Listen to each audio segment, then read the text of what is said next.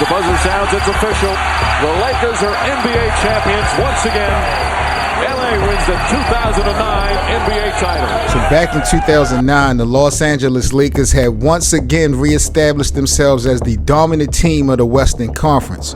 One of the biggest reasons for the Lakers' success at that time, outside of Kobe Bryant, of course, was the key roles of the Lakers' bigs, including Lamar Odom, Andrew Bynum, and Paul Gasol. But let's talk about it. Who should the Laker fans thank more? Mitch Kupchak? Coach Phil Jackson?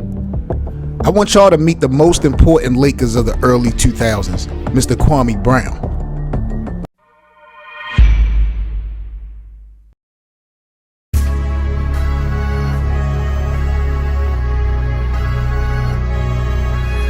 So Kwame Brown was traded from the Washington Wizards to the LA Lakers back in, I believe, 2005-2006 season. He spent about 3 years donning a purple and gold uniform. Now, Kwame time in Los Angeles was interesting, to say the least. I'm gonna be real. And if you don't really do your homework on dude, the media can actually kind of like sway you to believe that Kwame wasn't really a hard worker and he had a minimum skill set. It's always two sides of the coin though.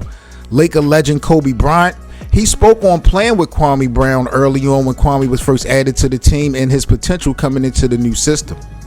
And he comes out to LA and I'm in the gym at 6 in the morning killing myself. And he understands that, you know, we're not going to play around here. And he knows that and he enjoys doing that. I mean, he's there in practice. He's busting his butt before practice. After practice, he's, you know, in there on off days getting treatment. He's been great, man. However, people, the reality of it all is that Kwame was having the best years of his early career when he arrived in LA. Kwame was actually, if I'm not mistaken, projected to be the starter for the Lakers in the 2006-2007 season, but then he got sidelined indefinitely with that sprained medical ligament issue with his knee. I think he was out for like 3 to 4 weeks or something like that. I think Kwame Brown averaged like 8, 6, and 2 on the year. He played 41 games that year as a Laker, but at that time, him being hurt did allow young Andrew Bynum to step up. And when young Andrew Bynum stepped up, he filled that void of Kwame being hurt and out. And Andrew Bynum kind of came into his own as a potential Laker star. Now, Kwame did ultimately return, but the expectations, they just wasn't met. It just wasn't the same when he came back off an injury. And ultimately, Kwame Brown was traded to the Memphis Grizzlies. We finally get winter-like weather here in the Northeast. Black History Month begins, and Spanish treasure arrives on the shores of Los Angeles as the Lakers acquired talented big man Paul Gasol from the Grizzlies. The Paul Gasol trade really was an instant fit, exactly what the doctor and what Kobe Bryant had ordered. Back all the years that I've been in the league, everything just seems like a blur. You find yourself here in this moment, and you realize the significance of it, the importance of it. It's a dream come true. In an eternal moment in their storied history, the Los Angeles Lakers have captured their second straight world championship and have etched their names into Lakers lore. So realistically, in a nutshell, at the end of the day, winning is without a doubt a team effort.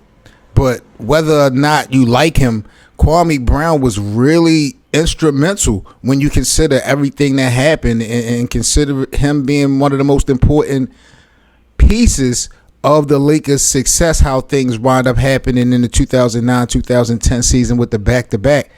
That wouldn't have transpired if it wasn't for the presence in the contract, honestly, of Kwame Brown. So, you know, I don't know how much praise and credit that we want to give Kwame, but I got to give him some props. You know, interesting story at the end of the day. But, you know, like I say, man, y'all got to do your homework on these players. You can't really take the media's word for everything. Do your homework on Kwame Brown. Like you would think, listening to Stephen A. Smith and these other guys, that this former #1 draft pick did absolutely nothing in the NBA. And it really wasn't like that.